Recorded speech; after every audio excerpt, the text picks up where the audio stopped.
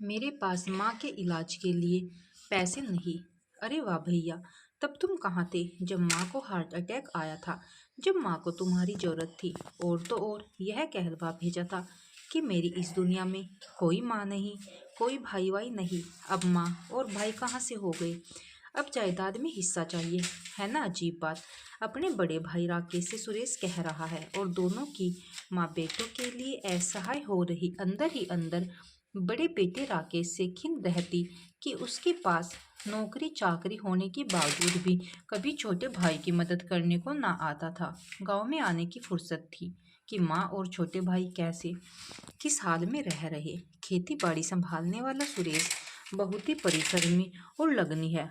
कभी अतिवृष्टि कभी अनावृष्टि का प्रकोप झेलने वाला सुरेश कभी भी अपने घर परिवार को कष्ट नहीं झेलने दिया था। कुछ साल पहले माँ को दिल का दौरा पड़ने के कारण शहर में हॉस्पिटल में इलाज करवाना पड़ा था। बाईपास सर्जरी का खर्चा तकरीबन 6 से 7 लाख के आसपास देना था।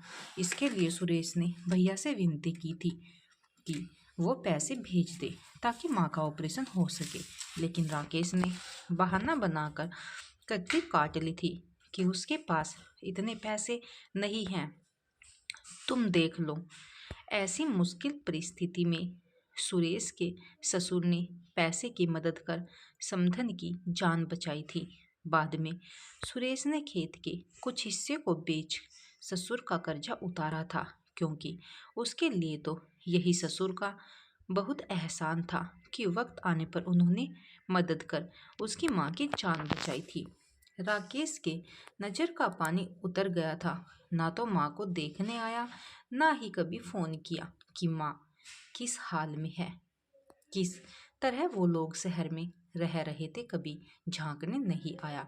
आज के समय में राकेश अपना हिस्सा लेने को गांव पधारा है। उसे देखकर सुरेश उसका छोटा भाई अपना आपा खो बैठा। देखो भैया, हमारे पास जो भी खेत खलियान है उससे ही साल भर का खर्चा पानी चलता है।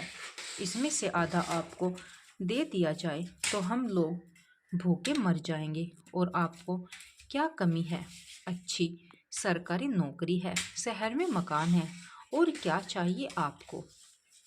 क्यों हम लोगों का जीना हराम कर रहे हैं। चले जाइए यहाँ से। सुरेश का मन अपने ही भाई के प्रति विषाद हो चुका है। देख सुरेश, खेत में बटाई मालगुजारी का पैसा तू खा रहा है। हम तो कभी तुझसे नहीं बोले कि हमारा हक दो। अब पैसे की सख्त जरूरत है, इसीलिए खेत का आधा भाग का हिस्सेदार होने के नाते मेरा भी हक बनता है। चुपचाप से मेरी बात मानो और खेत को बेच दो, क्योंकि मुझे शहर में बड़ा घर लेना है। अब मेरे बच्चे बड़े हो रहे हैं, मुझे बहुत ज़रूरत है। नहीं राकेश, खेत नहीं बटेगा। तेरे पिता के जाने के बाद सुरेश ने खेतों को मेरे नाम से करवा रखा है और उसमें उत्तराधिकारी का एक ही नाम है, सुरेश दास। इसीलिए तुमको एक फूटी कोड़ी मिलने से रही। चला जा यहाँ से। मेरा एक ही बेटा है बस। तू मेरे लिए उसी दिन मर गया था जिस दिन तूने हमसे अपना रिश्ता तोड़ा था। अब क्यों आ गया, कहकर माँ ने अपना मुंह फेर लिया।